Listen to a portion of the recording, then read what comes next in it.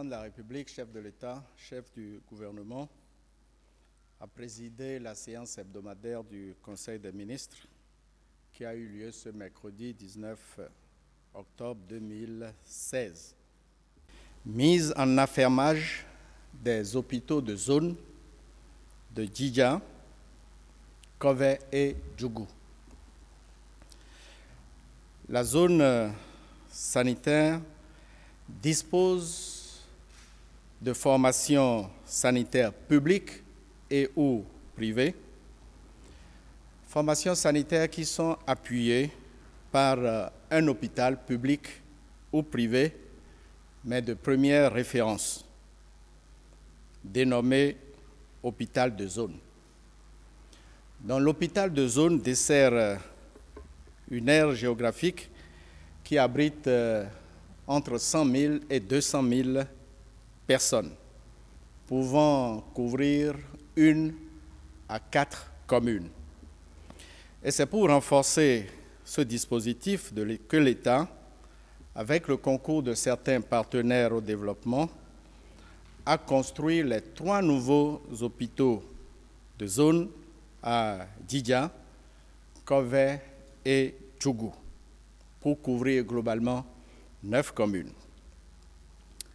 Ces hôpitaux de zone sont dotés de plateaux techniques modernes et d'équipements de pointe. Leur capacité d'hospitalisation est de 120 lits chacun.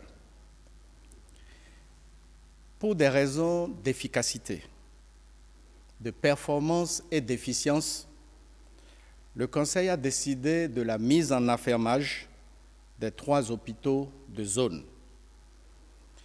Le Conseil a instruit le ministre de l'Économie et des Finances à l'effet de lancer l'appel d'offres en vue de la sélection d'un partenaire privé de référence sur la base, bien entendu, d'un dossier d'appel d'offres.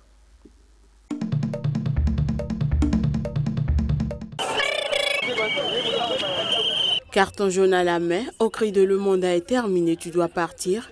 Des centaines de personnes ont répondu mercredi à Goma à l'appel de l'opposition à une journée ville morte pour exiger le départ du président Joseph Kabila le 20 décembre. Nous demandons tout simplement à M. Kabila de douaner le processus électoral qu'il a bloqué lui-même de manière intentionnelle.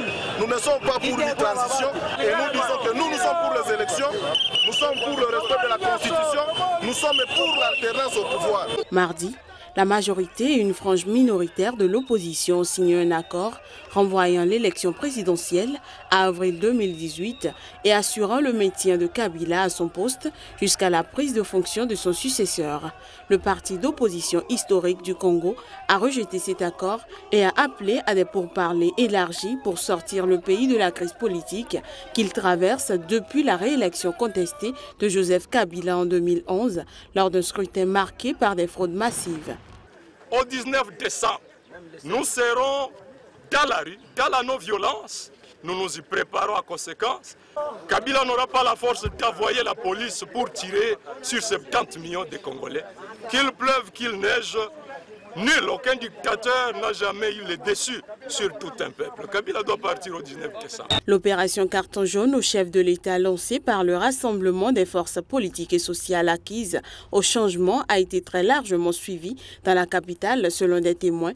La grève générale a aussi été largement observée à Mdjimaï, bastion d'opposition dans le centre et 3e ville du pays.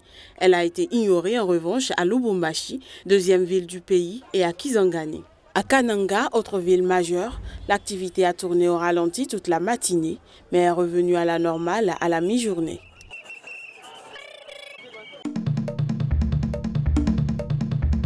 Msebo Dlamini, un leader étudiant du mouvement Fees Must Fall, abat les frais de scolarité, arrêté dimanche pour violence et vol notamment, a comparu mardi au tribunal pour demander sa libération sous caution. Il est le premier étudiant à comparaître devant le tribunal de Johannesburg depuis l'éclatement des contestations contre la hausse des frais de scolarité dans les universités. Ses camarades dénoncent des arrestations arbitraires dont le but est d'étouffer leur mouvement de contestation. Quand nous regardons la façon dont les leaders étudiants sont victimisés et intimidés dans tout le pays, on dirait qu'il y a une stratégie de la part de l'État pour garder les leaders derrière les barreaux le plus longtemps possible pour tuer le mouvement. On nous fait passer pour des vandales, comme si on ne savait pas ce qu'on fait, mais nous avons des demandes claires, nous avons une stratégie très claire, nous savons que l'éducation supérieure gratuite c'est possible et surtout, nous savons que l'Afrique du Sud ne peut pas se permettre de ne pas la rendre gratuite.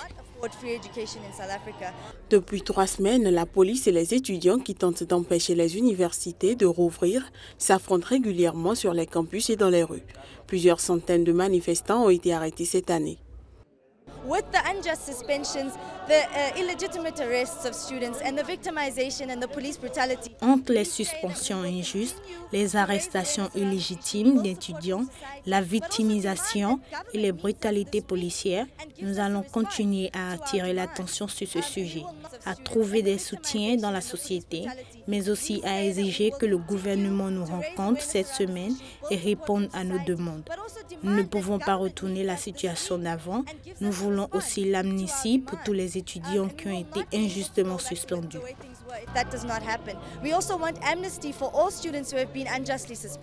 Des échauffourées ont lieu pendant le week-end entre forces de l'ordre et étudiants. Ces derniers accusent l'université de cibler les dirigeants du mouvement Fees Must Fall qui se disent harcelés par la police, ce que l'université dément. À l'origine, la contestation, la décision du gouvernement d'augmenter de 8% les frais de scolarité dans les universités en 2017.